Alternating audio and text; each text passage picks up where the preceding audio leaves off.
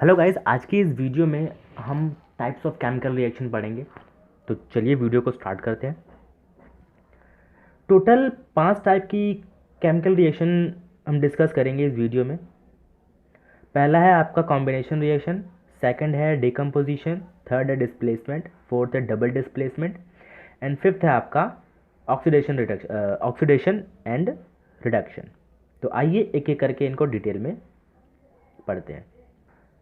First है आपका combination reaction. ये वो रिएक्शन है जिसमें दो या दो से अधिक रिएक्टेंट मिलके एक सिंगल प्रोडक्ट बनाते हैं, वो कॉम्बिनेशन रिएक्शन के अंडर आते हैं। ठीक है, एग्जाम्पल के लिए यहाँ पे कुछ रिएक्शंस लिखी हुई हैं। जैसे पहला है कैल्शियम ऑक्साइड, क्विक लाइम जिसे कहते हैं। अगर इसकी रिएक्शन आप वाटर से कराएंगे तो आपको कैल्शियम हाइड्रोक्साइड मिलेगा, स्लेक लाइम। ठीक है, तो यहाँ पे आपको सिंगल प्रोडक्ट मिल रहा है, दो प्रोडक्ट मिलके दो रिएक्टेंट मिलके यहाँ पे एक सिंगल प्रोडक्ट बना रहे हैं। ठीक है, तो ऐसी रिएक्शंस जो हैं वो कॉम्बिनेशन रिएक्शंस के अंदर आती हैं। अगला टॉपिक आता है आपका एक्सोथर्मिक रिएक्शन। एक्सोथर्मिक रिएक्शन वो रिएक्शन है जो प्रोडक्ट फॉर्म करने के साथ साथ, यानी कि प्रोडक्ट को बनाने के साथ साथ हीट रिलीज करता है, वो एक्सोथर्मिक रिएक्शन के अंडर आता है। ठीक है, एग्जाम्पल के लिए बर्निंग ऑफ नेचुरल गैस। जब आप नेचुरल गैस को ऑक्सीजन की प्रेजेंस में बर्न करोगे तो हीट रिलीज करेगा। ठीक है, और दूसरा एग्जाम्पल है आपका रेस्पिरेशन, सांस लेना। ये भी एक्सोथर्मिक रिएक्शन का ही एक एग्जाम्पल है। ठीक है, जो नेक्स्ट रिएक्शन है वो है डिकम्पोजिशन रिएक्शन। ये वो रिएक्शन है जिसमें एक सिंगल कंपाउंड जो है ना मल्टीपल सब्सटेंस में ब्रेक होता है। ठीक है, इसमें सिंगल सब्सटेंस जो है ना, सिंगल कंपाउंड मल्टीपल सब्सटेंस में ब्रेक होता है। वो रिएक्शन, ऐसी रिएक्शन जो है वो डिकम्पोजिशन रिएक्शंस में आती हैं। The reaction in which a compound splits into two और more simple substances is called decomposition reaction. Example के लिए जैसे यहाँ पे फेरस सल्फेट को अगर आप हीट करो तो ये मल्टीपल प्रोडक्ट सिंपल सब्सटेंस में ब्रेक होगा। ठीक है, डिकम्पोजिशन रिएक्शंस जो है ना टोटल तीन तरह की होती है। आइए एक एक करके इनको देखते हैं। फर्स्ट है आपका thermal decomposition. When decomposition is carried out by heating. जब हीटिंग से डिकम्पोजिशन होता है ना, बाय हीटिंग, तो उसे हम थर्मल डिकम्पोजिशन कहते हैं। ठीक है, यहाँ पे दो एग्जाम्पल है। जैसे है यहाँ पे quick lime. First, quick lime को अगर आप हीट करो, सॉरी क्विक लाइम नहीं है, ये लाइम स्टोन है। ठीक है, लाइम स्टोन को जब आप हीट करोगे तो आपको क्विक लाइम मिलेगा। ठीक है, सॉरी यहाँ पे एक मिस्टेक है, ये प्लस आएगा यहाँ पे। ठीक है, और दूसरी रिएक्शन है यहाँ पे लेड नाइट्रेट। लेड नाइट्रेट को जब आप हीट करोगे तो आपको मिलेगा lead oxide plus hydrogen dioxide. ठीक है, सेकंड आता है आपका इलेक्ट्रोलाइटिक डिकम्पोजिशन।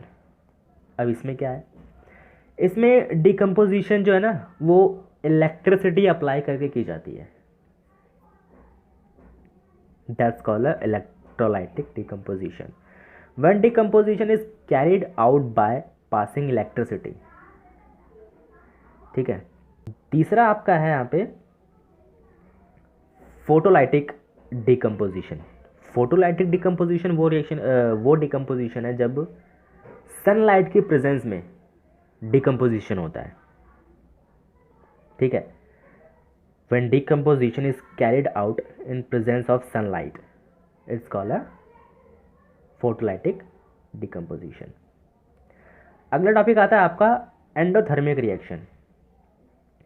एंडोथर्मिक रिएक्शन वो रिएक्शन है जिसमें एनर्जी की रिक्वायरमेंट होती है। ठीक है, एनर्जी की रिक्वायरमेंट होती है इन टर्म ऑफ इलेक्ट्रिसिटी और हीट और light to break reactant. Reactant को ब्रेक करने के लिए एनर्जी की रिक्वायरमेंट होती है, तो वैसी रिएक्शंस जो है वो एंडोथर्मिक रिएक्शंस कहलाती हैं। ठीक है, जिस रिएक्शन में हीट की रिक्वायरमेंट हो वो एंडोथर्मिक रिएक्शन कहलाती है। ठीक है, थर्ड रिएक्शन है डिस्प्लेसमेंट रिएक्शन। इस रिएक्शन में क्या होता है कि जो ज़्यादा रिएक्टिव एलिमेंट होता है ना वो डिस्प्लेस हो जाता है। ठीक है, जो एलिमेंट ज़्यादा रिएक्टिव होता है वो डिस्प्लेस हो जाता है किसी दूसरे एलिमेंट के पास। एग्जाम्पल के लिए जैसे यहाँ पे देखिए, आयरन की रिएक्शन अगर आप कॉपर सल्फेट से करेंगे तो देखिए आप सल्फेट जो है ना कॉपर से डिस्प्लेस होकर आयरन के पास आ गया है। दूसरी रिएक्शन है यहाँ पे जिंक की रिएक्शन, अगर आप कॉपर सल्फेट से कराएंगे तो यहाँ पे जो सल्फेट है वो रिमूव हो जाएगा कॉपर से। ठीक है, वो जिंक के पास आ जाएगा, क्योंकि जिंक जो है ना कॉपर से ज़्यादा रिएक्टिव है। ठीक है, तो ये थी आपकी डिस्प्लेसमेंट रिएक्शन। जो फोर्थ रिएक्शन आपके पास वो है double displacement reaction. A reaction in which new compound are formed by mutual exchange of ions between two compound। दो कंपाउंड के बीच में ना म्यूचुअल एक्सचेंज होता है आयंस का। दो कंपाउंड मिलके आपस में आयंस जो है एक्सचेंज करके एक न्यू कंपाउंड बनाते हैं। जैसे एग्जांपल के लिए ये रिएक्शन लिखी हुई है, सोडियम सल्फेट बेरियम क्लोराइड। इन दोनों के रिएक्शंस करेंगे तो इनके आयंस जो है ना आपस में एक्सचेंज हो रहे हैं। ध्यान से देखो तो इनके आयंस जो है आपस में एक्सचेंज हो रहे हैं। ठीक है, ये जो सल्फेट है ये चला गया है बेरियम के पास, ये जो क्लोराइड है वो चला गया है आपका सोडियम के पास। ठीक है, तो यहाँ पे क्या हो रहा है, म्यूचुअल एक्सचेंज हो रहा है। ठीक है, तो यहाँ पे जो प्रोडक्ट मिल रहा है आपको ये है प्रेसिपिटेट, वाइट प्रेसिपिटेट। ठीक है, तो इस रिएक्शन को हम प्रेसिपिटेट रिएक्शन भी बोलते हैं। ठीक है, जो नेक्स्ट रिएक्शन है वो है ऑक्सीडेशन एंड रिडक्शन। सबसे पहले ऑक्सीडेशन देखते हैं। The addition of oxygen to reactant is called oxidation. Reactant में ऑक्सीजन ऐड करना ऑक्सीडेशन कहलाता है। यानी कि रिएक्टेंट में ऑक्सीजन ऐड करना और रिएक्टेंट से हाइड्रोजन को रिमूव करना ऑक्सीडेशन कहलाता है। ठीक है, ये इसकी 3 रिएक्शंस यहाँ पे गिवन है। दूसरा है आपका रिडक्शन। ये कहता है addition of hydrogen to reactant and removal of oxygen from reactant, it's called reduction. Reactant में हाइड्रोजन ऐड करना और रिएक्टेंट से ऑक्सीजन को रिमूव करना रिडक्शन कहलाता है। ठीक है, ये इसका एग्जाम्पल है। ठीक है, कॉपर ऑक्साइड प्लस हाइड्रोजन तो हमें मिलेगा कॉपर प्लस वाटर। तो इस रिएक्शन में यहाँ तो हो रही है रिडक्शन, क्योंकि यहाँ से ऑक्सीजन क्या हो गया, हट गया है। ठीक है, ये जो है रिडक्शन हो रहा है यहाँ पे, क्योंकि रिडक्शन क्या कहता है, removal of oxygen from reactant, it's called reduction. तो यहाँ से यहाँ से ऑक्सीजन जो है रिमूव हो गया है, तो ये कहलाएगा आपका रिडक्शन। और यहाँ पर हो रही है ऑक्सीडेशन, क्योंकि यहाँ पर ऑक्सीजन जो है ऐड हो गया है। जो नेक्स्ट टॉपिक है वह है corrosion.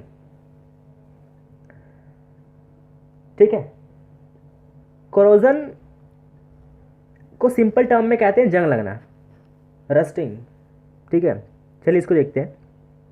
When a metal is expose to moisture, air, acid, ठीक है, for some time, a layer of hydrated oxide is formed. जब आप मेटल को मॉइस्चर में, एयर में या एसिड में कुछ टाइम के लिए छोड़ देते हो ना, तो उसके ऊपर हाइड्रेटेड ऑक्साइड जो है जमा हो जाता है, ठीक है, which weakens the metal and hence the metal is said to be corroded.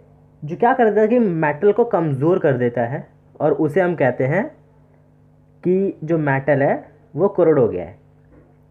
अब इसके एग्जाम्पल है rusting of iron, black coating on silver and green coating on copper, ठीक है। अब क्रोजन को प्रिवेंट कैसे करें? तो 3 मेथड है जिनसे आप क्रोजन को प्रिवेंट कर सकते हो। पहला है गैल्वनाइजेशन, दूसरा है इलेक्ट्रोप्लेटिंग एंड तीसरा है बाय पुटिंग पेंट। पेंट कर दो उस पर तो जंग जो है नहीं लगता। अगला टॉपिक आता है आपका rancidity. The oxidation of fats and oils when expose to air is known as rancidity. Air में छोड़ देने के बाद जो फैट और ऑयल्स हैं ना वो ऑक्सीडाइज हो जाते हैं। जब वो एयर के कांटेक्ट में आते हैं तो वो ऑक्सीडाइज हो जाते हैं, फैट्स और ऑयल्स, तो उन्हें हम रेंसिडिटी कहते हैं, ठीक है। It leads to bad smell and bad taste of food. खाने का जो टेस्ट है ना वो ख़राब हो जाता है और स्मेल भी बहुत गंदी सी आने लग जाती है। सिंपल टर्म में कहे तो खाना जो है ख़राब हो जाता है, बासी हो जाता है। रात का बचा हुआ खाना जब आप सुबह देखो उसे उठ के, गर्मियों के सीज़न में सिंपली, ठीक है, तो खाना जो है आपको ख़राब हुआ मिलेगा।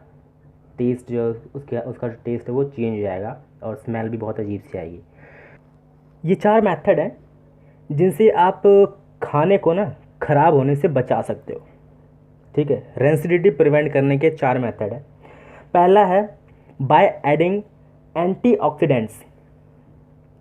एंटीऑक्सीडेंट आप ऐड कर दो तो रेंसिडिटी नहीं होगी। दूसरा है keeping food in air tight container. आप खाने को ऐसी जगह रखो जिसमें हवा ना पहुँचे, एयर ना पहुँचे वहाँ पे, ठीक है। तीसरा है आपका रिप्लेसिंग एयर बाय नाइट्रोजन, ठीक है। आप एयर को निकाल के उसमें नाइट्रोजन डाल दो तो वो खाना जो है ख़राब नहीं होगा। जैसे आपने मार्केट में चिप्स वगैरह के पैकेट देखे हैं ना, उसमें नाइट्रोजन गैस होती है, इसीलिए वो जल्दी ख़राब नहीं होता। फोर्थ मेथड है आपका रेफ्रिजरेशन। फ्रिज में रख दो खाना तो वो ख़राब नहीं होगा। तो ये कुछ मेथड थे रेंसिडिटी प्रिवेंट करने के।